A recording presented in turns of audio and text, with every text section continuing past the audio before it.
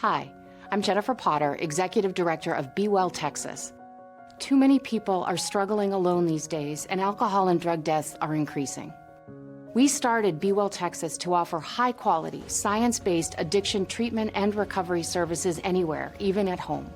We provide compassionate, caring support virtually or in person. In many cases, there is no cost for treatment if you don't have insurance. Really. Welcome to Be Well Texas. We're glad you're here.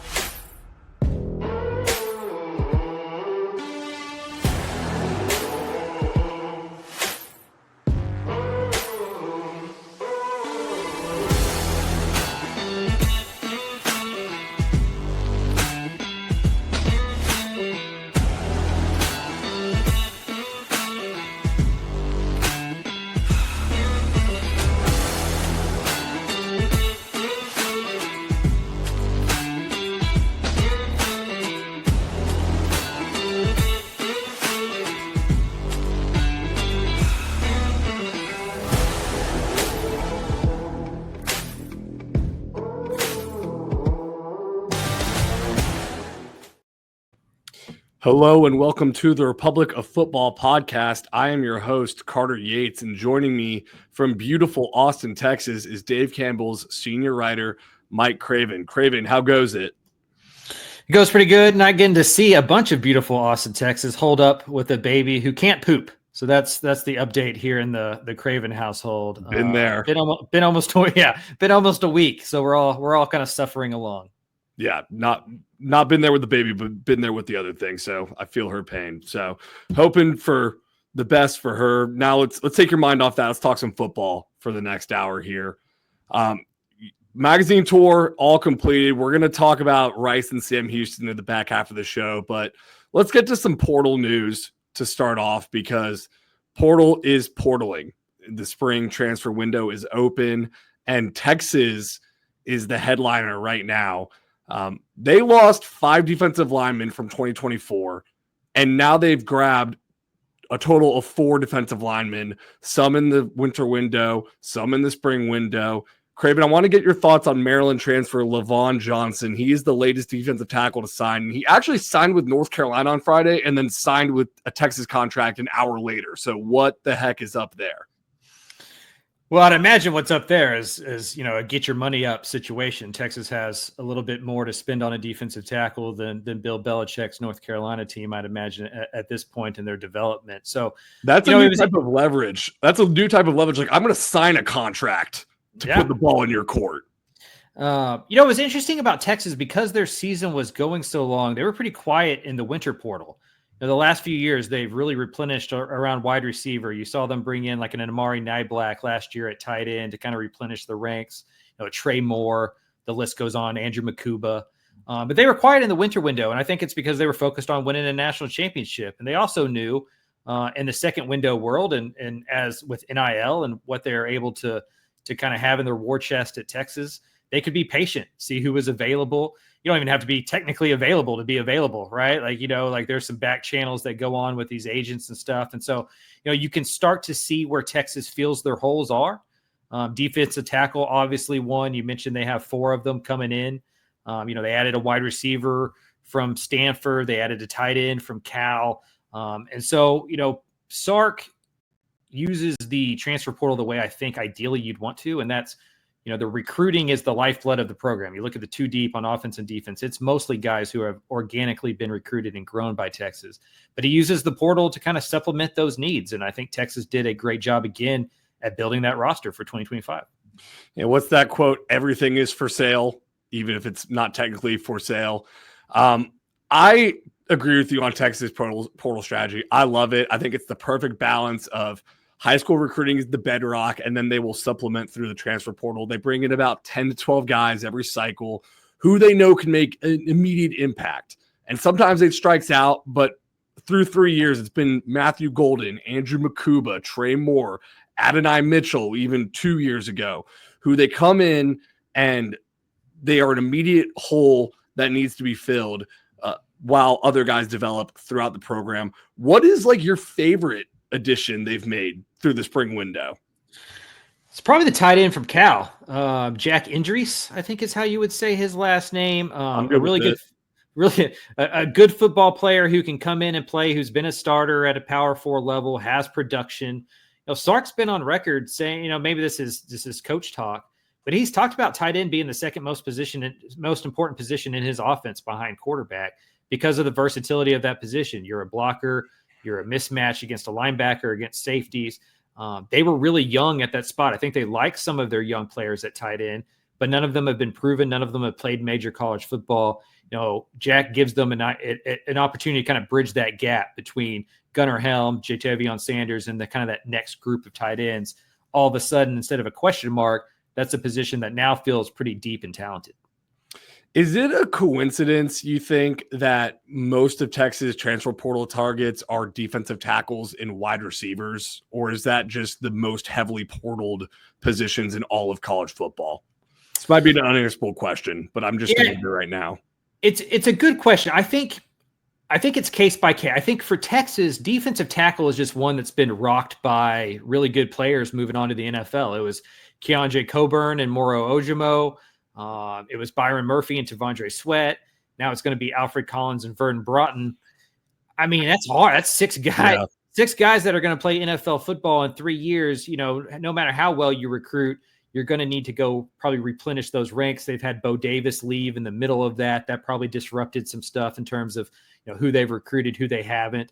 And then I think you want to be old at that position, right? You don't want to, Alex January is going to be a really good player, but he's like still a teenager, maybe 20 years old. Like you want to be 23, 24 at that spot. We've seen that the last few years. Like that's a grown man position.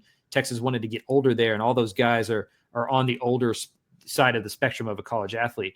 Wide receiver is the one that I think we could probably deep dive into and see what the issues were there. Some of it's just misses in recruiting, right? Like, they've had, Jonte Cook leaves this year, right? If Jonte Cook hits his ceiling as the 5-star guy out of DeSoto, maybe they don't need to go get an Edmund Mosley out of the portal.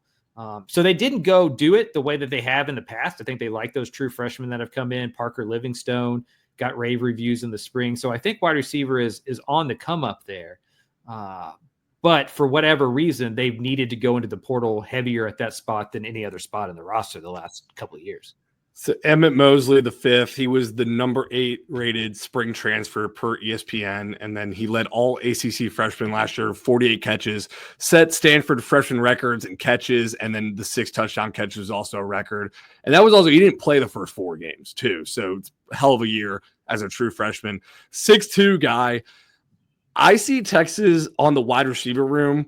They're starting to prioritize bigger bodies and more physical downfield threats. And I'm wondering if that's because this offense is going to look a lot different with Arch Manning throwing the deep ball.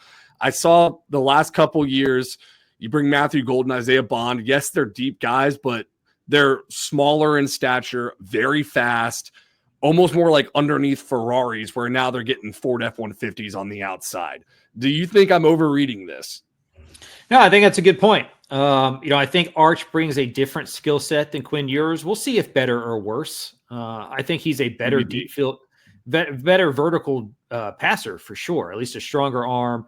That's going to be something we see more of. We saw it in his spot starts last year when he got some opportunities. Like he'll chuck it deep, like the James Franklin, like chunk it deep, like he will chunk it deep. And I think bigger receivers are better at that, going and winning those one-on-one balls down the field, not getting boxed out by cornerbacks. So I'd imagine that you shape the wide receiver room based on the quarterback. You needed smaller yards after the catch, kind of quick, shifty guys previously. Now you want some vertical, big down the field guys. That's probably, I'd imagine, and Sark's allowed to play that kind of 3D chess at Texas. You can't do that everywhere. But with the Longhorns, it seems like he's able to, especially at wide receiver, because you can go find those guys. My last note on the transfer portal.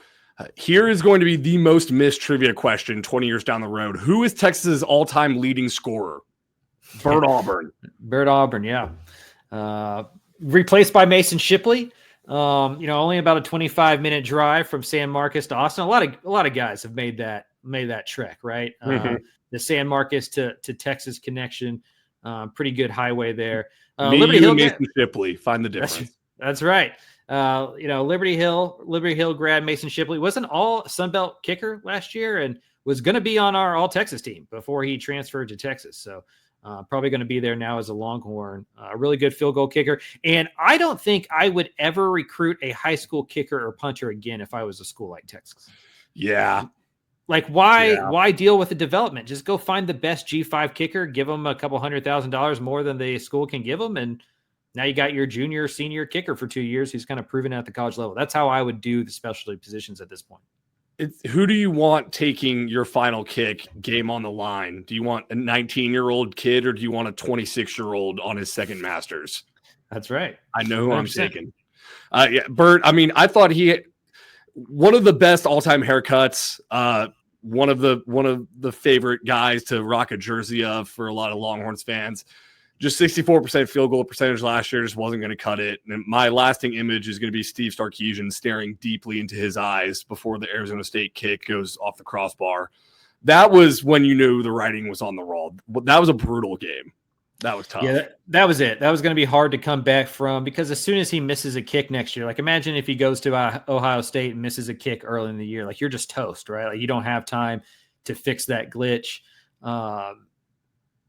Yeah, I just think if you're Texas, you have to go splash in that position. It's one of your only weaknesses. And, as a golfer, I don't golf as much as I used to, but as somebody who has tried to become a pretty solid golfer one time in my life, I sympathize with Bert Auburn because he had such a good 23. Mm-hmm. And then 24, it looked like he'd never kicked a field goal. I think any of us who have played golf understand that. Whereas some days you're just lacing it. You could go be on the Nike tour. Like you could close your eyes and hit the ball right down the fairway. And then there's sometimes it feels like you've never swung a golf club before. And it just feels like for Bert Auburn, he was stuck in the forgot how to kick. He just had the yips and hopefully he can land somewhere and figure that out because there was clearly some talent there. Yeah. Oh, he's going to go tear it up somewhere. Just fresh start's probably in order. He should go to Texas State. They should do the UCLA Tennessee quarterback swap. We should see more trades in college football. Wait, did UCLA's quarterback, the App State guy, go to Tennessee? Yeah. Oh, I missed that today. Yeah. Oh my God. Breaking news for me 8 hours later.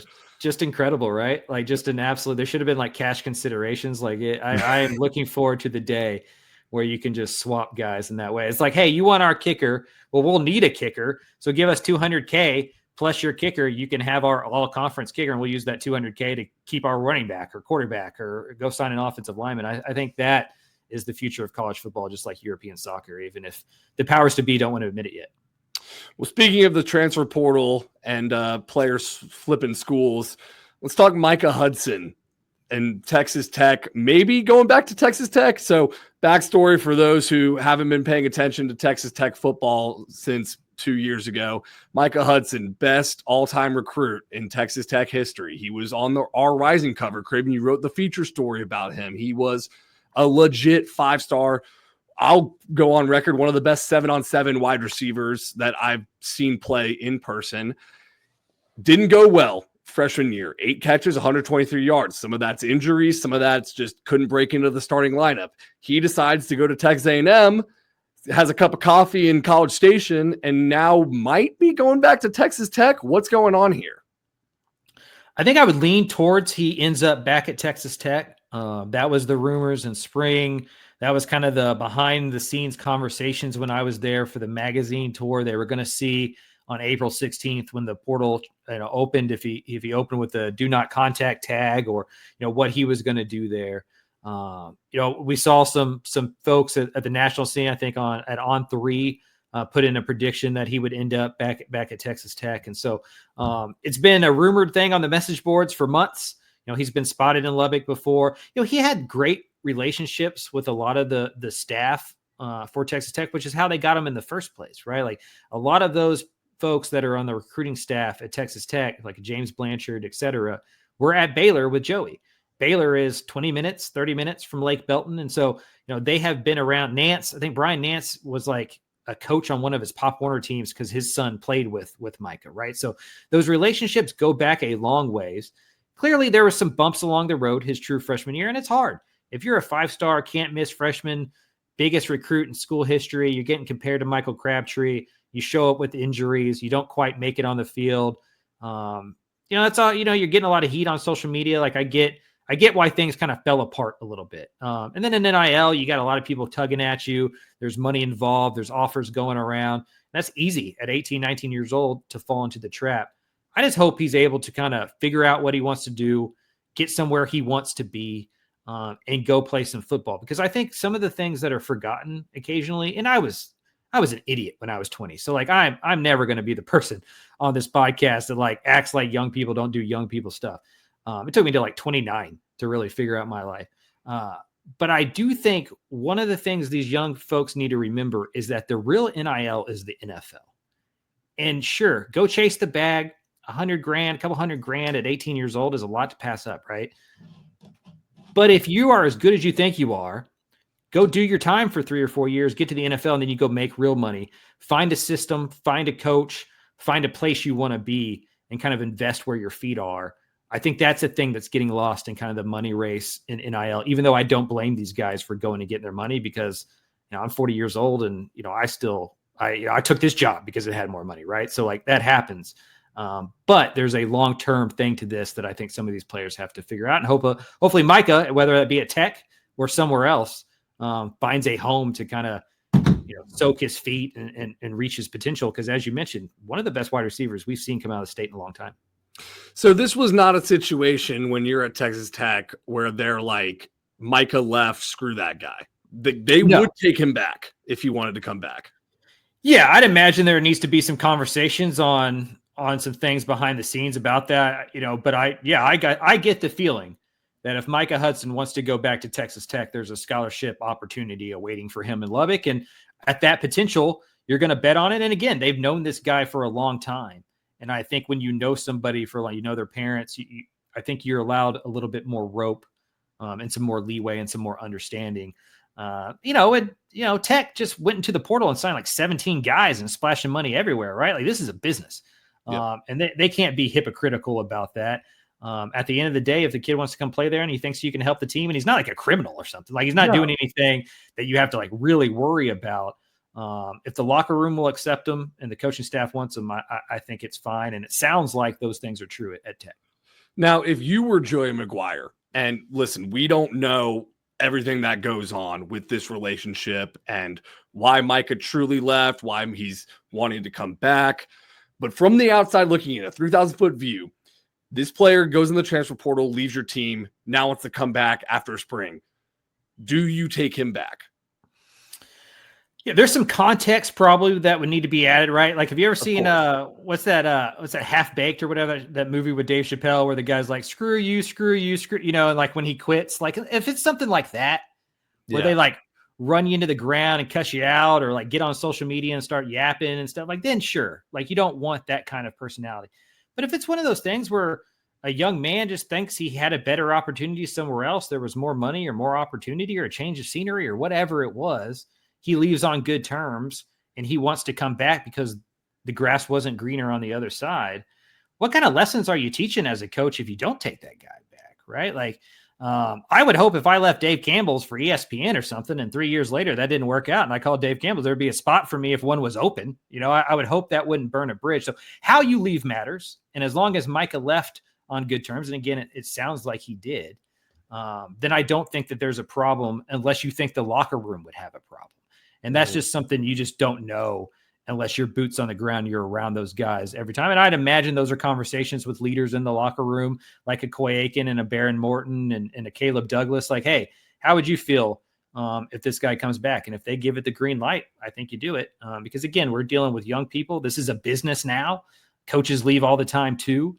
And as long as you didn't burn any bridges, and that's another good lesson to all of us, right? Is like, you don't have to burn bridges on the way out because you may need to cross it on the way back. And as long as Micah did that, then, I think it's fine.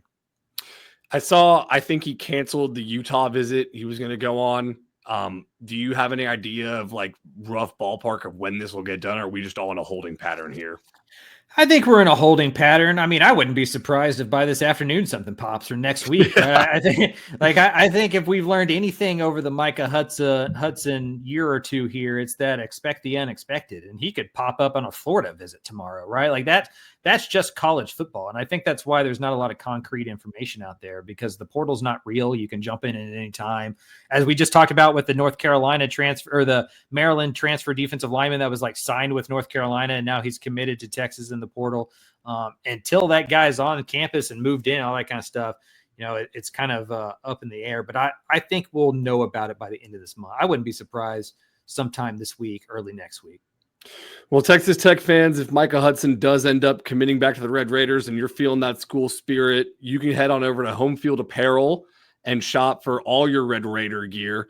Or Texas fans, you can go. You've got a big transfer portal haul coming in. You're feeling that off-season spirit right now. Guys, head over to Home Field Apparel and use promo code DCTF to get 10% off your first purchase. That is homefieldapparel.com. Promo code DCTF to get $10 off your first purchase. Home Field Apparel has shirts from all 13 FBS teams in Texas. They got shirts from a bunch of FCS teams in Texas. They got shirts from schools all over the country. So, again, head over to homefieldapparel.com, promo code DCTF for 10% off your first purchase. Or you can get a shirt from Rice. The baby blue Love You Owl shirts, I believe, are on there. We're about to talk about Rice here in Craven's Magazine visit coming up. So, Craven, hanging out with Scott Abell, what's the vibe like at Rice right now after the first spring? I think pretty good. So I was at my stop for the Houston Cougars was Friday, and Rice was playing their spring game on Saturday. I put spring game in quotes, although it was pretty solid. It wasn't like the old school spring game, but I mean, they played, a few drives, a couple halves. Like it was solid. But so Abel didn't want to talk or couldn't talk until the following week, but I was like, I'm already there. I'll stay an extra night in Houston. I'm going to go watch this offense with my own eyes. This isn't going to shock anybody. I've never been to a Rice spring game, right? Like I didn't know what to expect. I thought maybe there'd be 15 people there. Like I've been to a Rice football game, and it's not always the most packed house. And so, I was like, hey, what's the spring game going to be? The thing that stood out to me first was there's a decent amount of people there. Like an impressive amount of people there. The day was beautiful there on South Main. I don't know if you've never been to Rice campus, it's in one of the coolest parts of Houston. You're like in Central Park, essentially. You can see the high rises beyond the stadium. Like it's a really nice place to go take a walk on a beautiful day. And there was a lot of people there, a lot of families. They had some events and stuff for folks to do. They gave out free food. And so the turnout was pretty good. A lot of like former players. And so to me, I always judge kind of new hires based on excitement. Like who knows if they're going to work or not? Like there's been guys that I thought were slam dunks that stunk, and guys who I thought were going to stink who had Hall of Fame careers. So like who knows how the coaching hire is going to go on the field. But early on, just what the excitement of former players are, the alumni, just the fan base, student body, like that's a good way to get a sense of where the buy-in is. And it felt like the buy-in was really good. And then talking to Abel a few days later in our interview, he said it was the quickest that he's ever had a team kind of buy in to the new system and to the new way of life. Like they're completely doing a different thing offensively. And it seems like everybody's kind of into it, that they like the change, that it's been kind of fun. And so I think the vibes are good. It's, April 22nd, and who knows if they go 2-10, right? The vibes aren't good or whatever.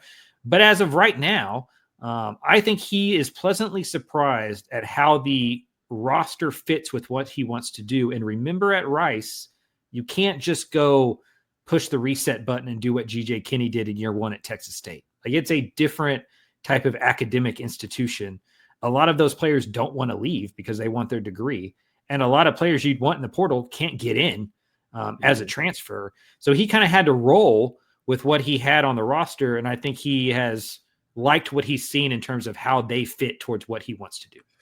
Well, if you're going to implement a new offense, there's no better place to do it than Rice, because those guys probably had the pistol option down after like the first week. Right. Yeah, that's a good point. So I just want to go down positions here because I think it's a bit of a mystery for me of who's playing. Chase Jenkins at quarterback, it sounded like from your insider notes up on TexasFootball.com that he is the guy in pole position that might start there. What kind of skill set does he have that would work in this offense? Well, I think he can run the football. He's really athletic. The previous staff had moved him to wide receiver just to speak to how well he can run. I think he's more of a limited passer. He did take the first series in the spring game, and they went down and scored some points. It was a fun offense to watch, honestly.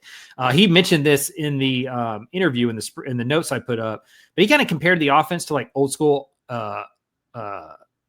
Oregon, like the Chip Kelly Oregon stuff more than Army Navy, and you could see that in the shotgun. A lot of like jet sweep type stuff. So it's fun to watch. And I think Chase Jenkins fits that. He had mentioned in the interview that his offense is going to look like the strengths that the quarterback can be. And if he wants it to look like it looked at Davidson when it was really going, I think Jenkins is probably the guy best suited to do that. And so I think it opens up the option and opens up the run game. And early on, that seems like the way he wants to go with it. So Abell said in your insider notes that the offensive scheme change will help the offensive line be more effective. Can you unpack that for me? What's that mean? So I think one of the toughest parts of trying to run the Mike Bloomgren pro style offense at a place like Rice is the trickle down economics of offensive linemen. It doesn't exist. Just like in the real world, it's not a real thing. You cannot go find 6'7", 315-pound athletic left tackles that can block and pass pro. If you can, they transfer out, right? Like they just had an offensive lineman who can do that. He's now at Ohio State. And so you're just not going to be able to build that way. And so I think that's why Rice wanted to zig where everybody is zagged. You can go find plenty of sawed off 6'4", 300-pound kind of undersized but athletic offensive linemen who were good in these kind of systems at the high school, who you can give some angle blocks to, who you can double team with, who you can get out in space and kind of screen against linebackers. And it's a numbers game in the option, right? You're trying to get 3 versus 2. And so I think it suits their needs because you don't need to be this all-American 6'7", 320-pound, one-on-one kind of like NFL draft prospect type offensive lineman. You can just be a gritty, no nonsense, put your hand in the dirt, push people around type offensive line. And those can be found and brought to Rice in a way that the other one, you're not going to get Kelvin Banks there, And so you can, I just think the well is bigger. And then also it takes some pressure off these guys. Like I've never played offensive line, but it's easier to pass pro when you're running the ball 40 times. And so I think that's some of it as well. As the offense is pretty simple. They don't ask you to do too much. They put you in pretty good positions, and you don't have to be a monster to run it. Yeah, the more we get away from the initial hiring of Scott Abell, the more I like it. When it first came out, I said, it seems like a bit of an uninspired hire. But the more you figure out about his background, how he coached at Davidson, the place where they didn't even have scholarship players, and his offense, how it's zigging while everyone's zagging. I think Rice had to do something different. And I'm also surprised what you say about the fan engagement, because sometimes you see, big fan engagement when you bring a coach down from like a hotshot assistant from the P4. When you bring a head coach from Davidson and he's got that much excitement around the fan base, I think that's a really good sign for them.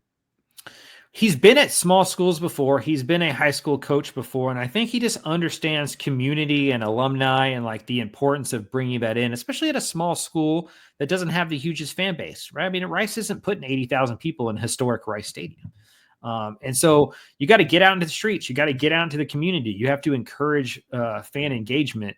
And I think he's been at places that has taught him that. I think he's comfortable with it. I think he just enjoys that part of it.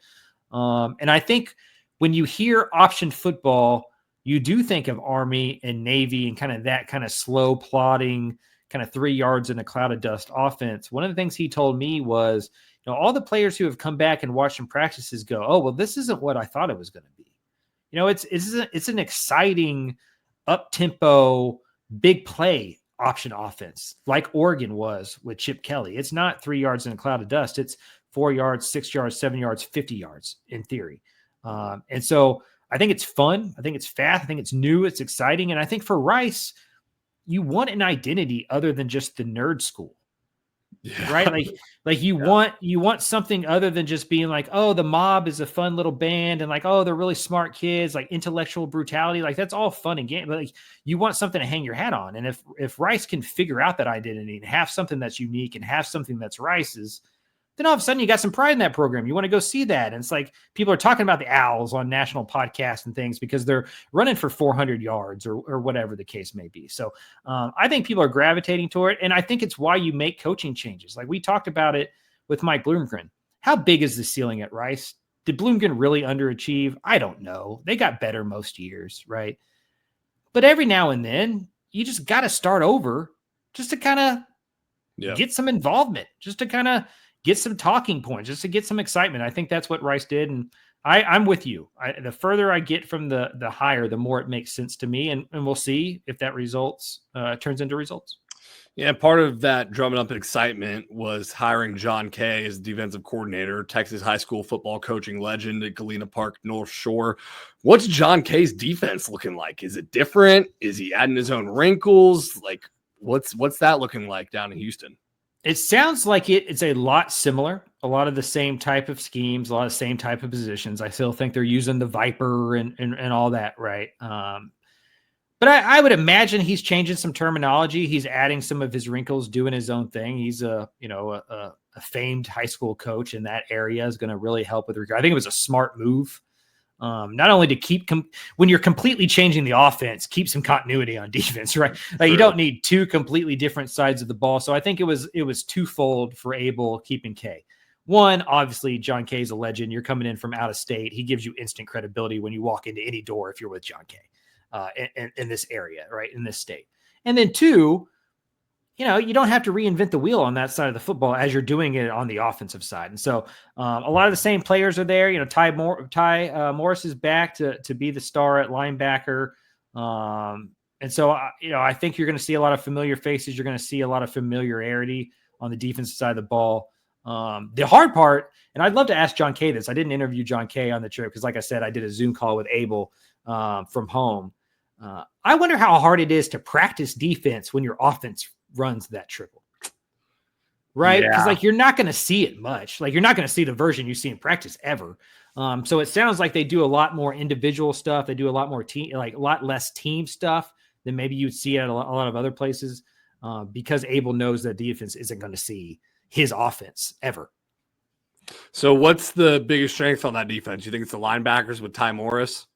Yeah, probably the linebackers. I do think defensive line that they're going to like. I mean, their big nose tackle is back, who's been an anchor for a couple years up there. Wait, defensive line is the strength on a G5 team?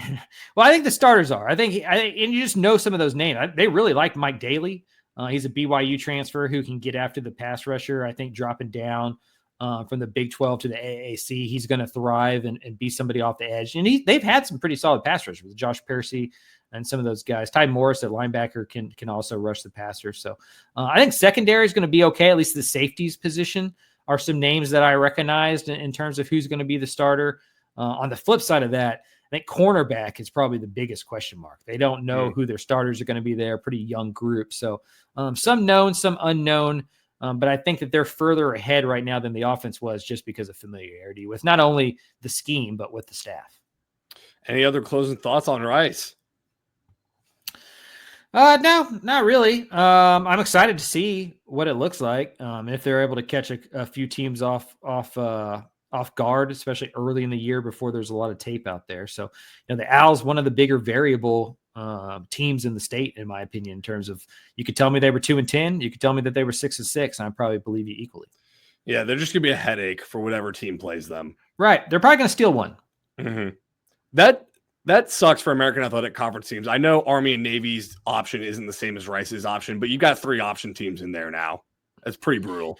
Yeah. I mean, I think North Texas playing all of them, right? Yeah. So 3 of their 12 games. But they can stop the run, right? Yeah, that's what I was about to say. That's what I was about to say. Thank goodness they've made a change of defensive coordinator. There'd probably be some records broken on the wrong side of the ledger for the Mean Green in 2025. All right, let's transition to the only other new head coach in the state of Texas. That is Phil Longo at Sam Houston. I made the trip down to Huntsville to look at the Sam Houston Bearcats, get a bit of a spring recap. I'll just give you my football take right off the bat, my overall take on this team. It's going to be a foundational year for Longo. It's going to be a rebuilding year. Like, they might go 3-9. I think Casey Keeler was the most underrated coach in all of college football last year, what he did. I also thought Sam Houston fans, they were going to be bad last year. So I'm thinking they're going to be bad this year, but I was completely wrong last year. So you can take solace in that. I think the offense is going to be fine. They've got enough returning on the offensive line. They got all freshman team left tackle Colt Dieterich and right tackle Orion Irving. And then wide receiver room's going to be in great shape. Michael Phoenix, Quadvez Humphreys. Got 2 options at QB. Hunter Watson is the smash mouth, run it down your nose quarterback, while maybe Matoyer is the Wisconsin transfer that Longo was with at Wisconsin. The problem is this defense might give up 45 points per game. I mean, they're 135th of 136 in returning production in college football. I heard they had 3 scholarship defensive linemen in the spring. And one of them was Matthew Iribasala, who then transferred during spring practice. So Skylar Cassidy, who went to North Texas, took almost this entire defense. They lost their top 16 tacklers from last year. I don't know who they're stopping. Well, other than that, how was the play, Mrs. Lincoln? And they're not even going to be playing at home, right? They're going to be playing where the Houston Dynamo play in the middle of Houston, which is like 50 minutes from it can be like 3 hours from Sam Houston, depending on the traffic. So yeah, I'm with you. If the over and under at Vegas is any higher than 3.5, if it's 3.5 or higher, like go make some money. Cause I don't know how good the Sam Houston team could be. I'm also with you on the KC Keeler thing. I think it needs to be said. 2 of the best coaching jobs I've ever seen in my life are Jerry Kill at New Mexico State in 2023 and KC Keeler at Sam Houston in 2024. That team had no business winning 10 games. No business. It was unbelievable. Winning 10 games. Just a really great job. Cassidy deserves some credit for that as well. That defense won a few of those games that they had no business being in because that offense was bad. It's going to be interesting to see the kind of flip of that because I do think Sam Houston's going to be carried by their offense this year and the defense is going to struggle. And in my opinion, a lot of defense is just having dudes. And I just don't know who their dudes are. They had some real players last year. Like you can talk about Cassidy's scheme all you want. David Fisher's a really good player. Caleb Dowd, really good safety. Really good defensive lineman, Chris Murray. Like you can look at where the non-North Texas transfers ended up from that Sam Houston defense last year. It's a lot of P4 high-level programs. The Caleb Weaver, not Caleb Downs. I always get those two confused. Really good safeties. But that was a talented group of guys. I just don't think they have those this year. And in a conference like Conference USA, where there's a lot of funky offenses that can put up points, I just think they're going to struggle. I think it's going to be a real rebuilding year. I think a foundational year is a very nice way to put it. And I don't know if you can really judge Phil Longo, whether you like that hire or not, based on what this first year is going to be, because he was hired a week into the transfer portal, and you wrote about it in that feature of him. He got 22 players with a traveling band of like one full-time coach and a bunch of GAs. And he told me he was bringing recruits back to the football offices. He didn't have anyone to introduce them to. Like it was nuts. Yeah. Yeah. And I think it's why you're seeing these hires happen earlier and earlier. It's an advantage Abell had. And, obviously Rice is a different beast, the Sam Houston. But that turnover you just can't overcome that in one off season. You can at schools that have easier recruiting bases, or if you're, like Kenny had the advantage of coming from Incarnate Word, so he could bring a bunch of those players with him. Like Longo's coming from Wisconsin. He got the quarterback, but it's not like he can bring 20 players from Wisconsin with him, and that'd be considered a move up. And so you're starting from scratch. They kind of drug their feet on the hire a little bit. I think that put them behind the 8 ball there, and that was probably a mistake in hindsight. I'm with you. I wouldn't. It's kind of like Scotty Walden last year at UTEP. I mean, call me the next year, right? Like you won't ever hear me get on this podcast and bash Phil Longo for anything happens in 2025. Like it should be bad. And if it's bad, that's just how it is. We'll see what it looks like in 2026 once he gets a full offseason under his belt. Stadium does look nice though. Like seeing it, they got the tracks gone. They got some of the blue back in the stadium itself looks great. They're just putting in that new press box so they can't use it this year. Thank goodness, man. That press box should have been condemned, bro. That was, woo-hoo. That was a tough one. That was a tough press box. Press box, like it's also the coaching booths and some suites and stuff like that.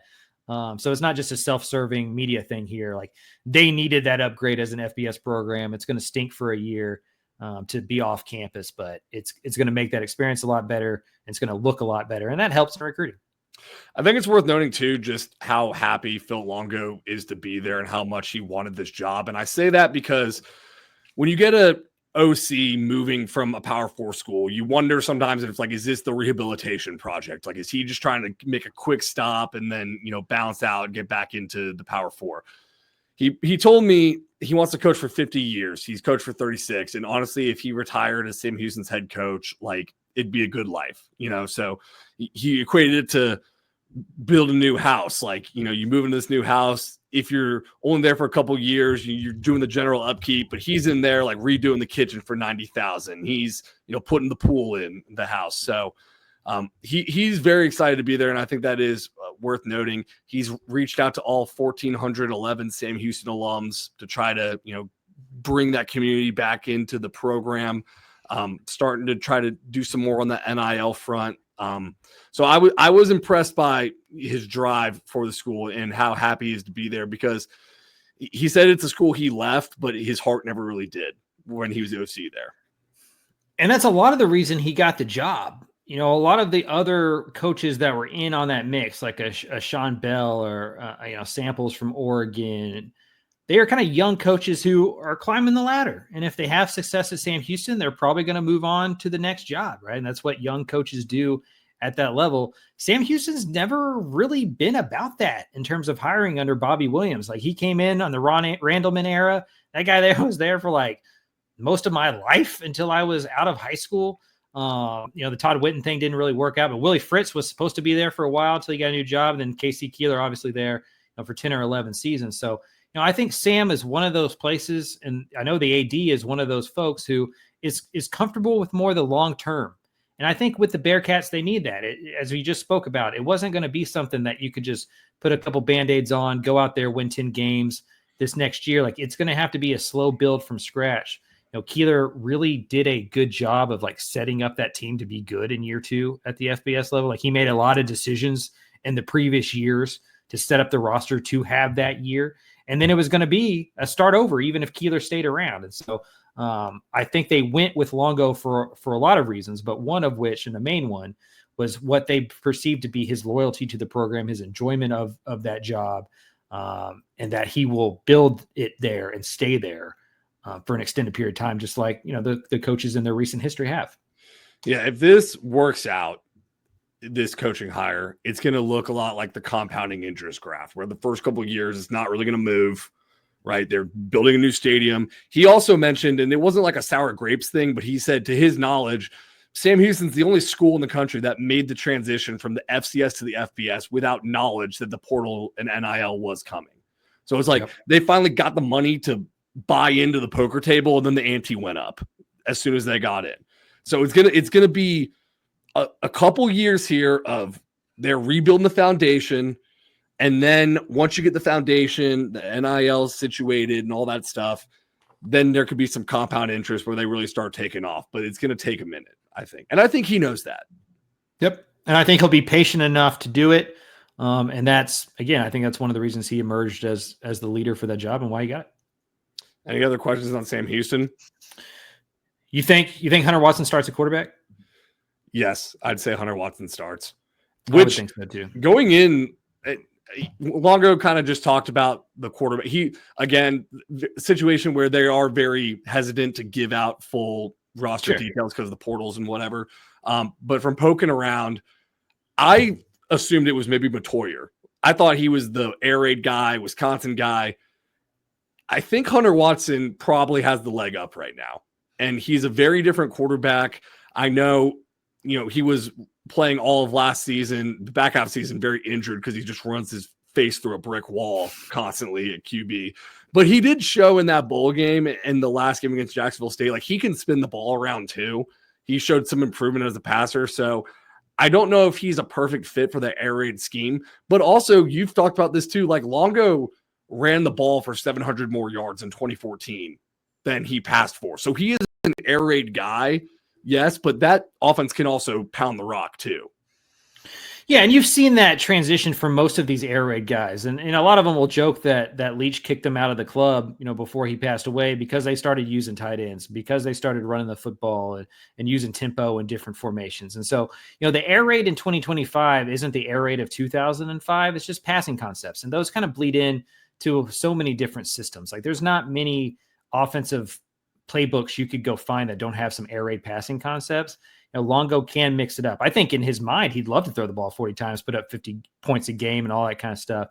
But he's smart enough to know personnel dictates what you can do offensively. And if it's better suited to run the football, he has shown in the past that he is plenty capable of lining up and running the football.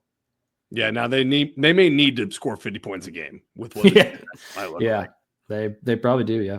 Also for the DC, Freddie Autry-Lindsay, I would not judge him based on this season either. Just the personnel, it's tough, man. Yep. It's a G5 program, new coach. This is kind of the name of the game now. Sam Houston at Texas, week 4 or week 5. Dude, that's the other thing. Their schedule is so brutal. I think it might be the biggest payroll discrepancy in college football in 2025. Like I'd have to really search, but I can't think that there is a bigger difference in one sideline's payroll versus the other sideline's payroll than there will be in Austin on that day. I would suggest Arch Manning will make more than the whole Sam Houston football team. They start off at Western Kentucky, first game of the season, a conference game, and probably one of the best teams in conference. I would say maybe the second favorite next to Liberty. Maybe the second favorite next to Liberty. Then it's UNLV. And then they go to Hawaii September 6th, come back from Hawaii, go to Austin, Texas, play Texas. Maybe they'll just stay in Hawaii. Yeah. Oh, the plane got canceled. Yeah, just forfeit that game in Austin.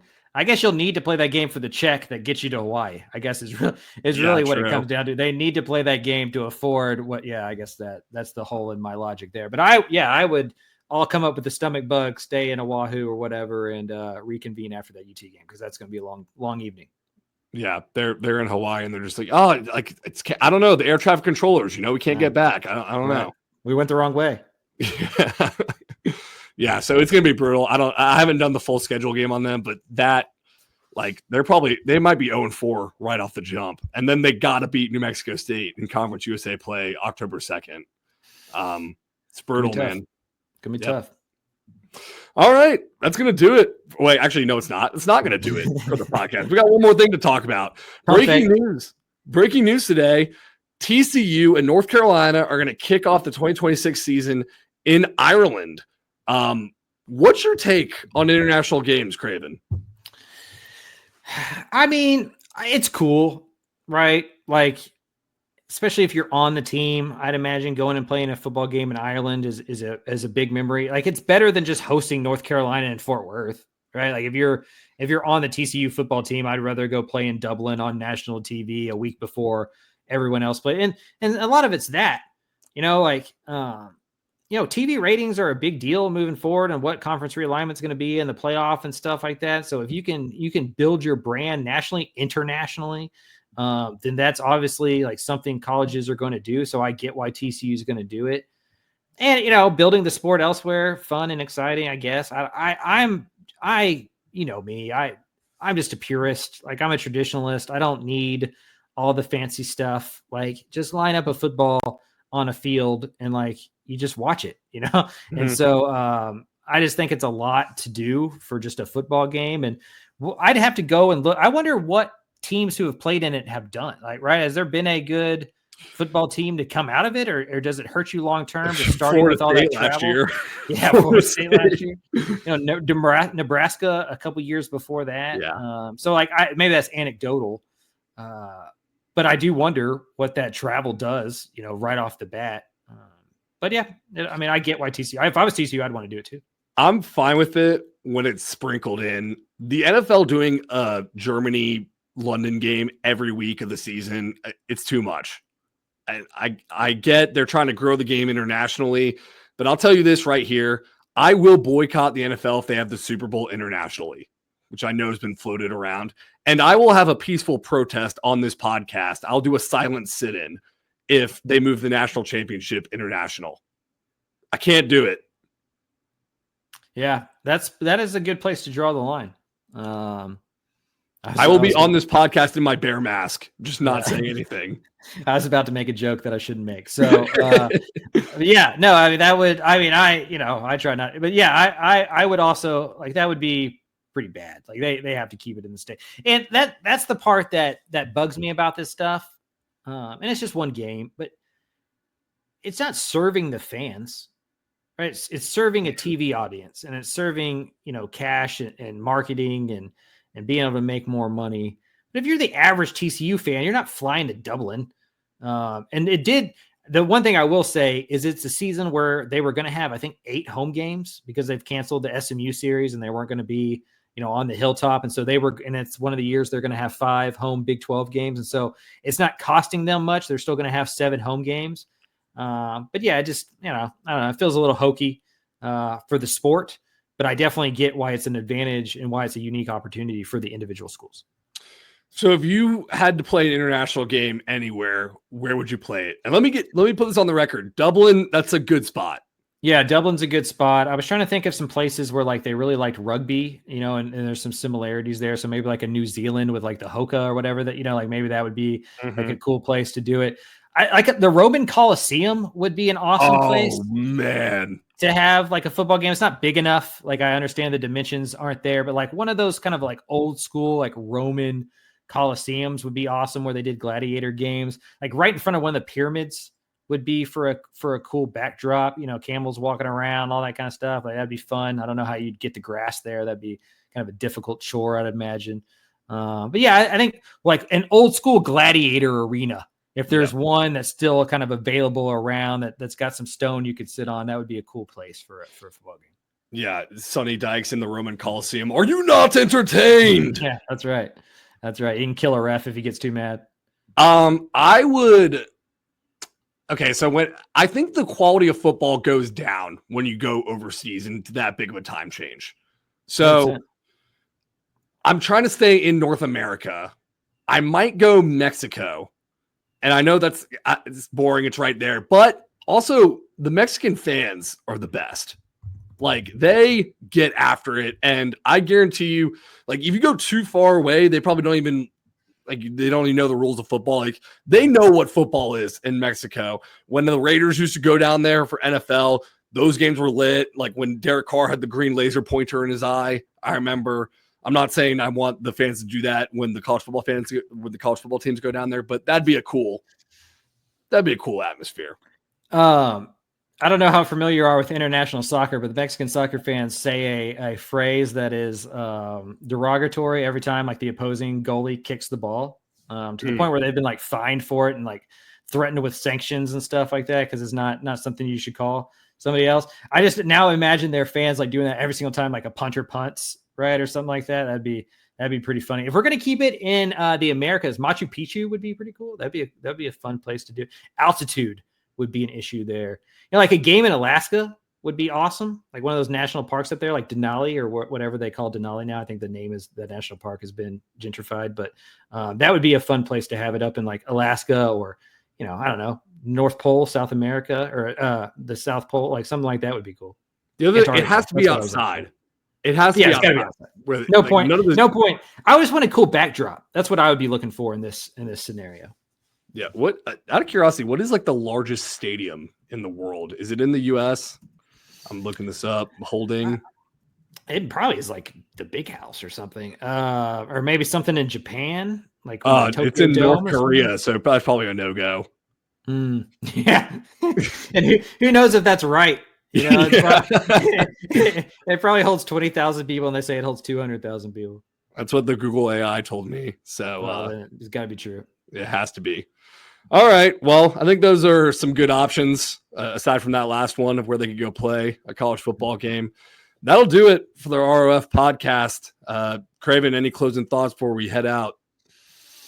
Nope. No closing thoughts from me. That Rice Insider piece, as you mentioned, coming out. The draft this weekend, I'd imagine we get a 30-ish Texas high school products drafted. I put a piece out kind of ranking them in terms of how high I think that they're going to get drafted, kind of projected which round I think they're going to be drafted. I think we hear as many or as little, I think at least 6 Texas high school products get drafted on Thursday night in the first round. Like a really good year for the state. I'm not good at math, but that's like 20%-ish of the first round. So that's going to be pretty cool to see.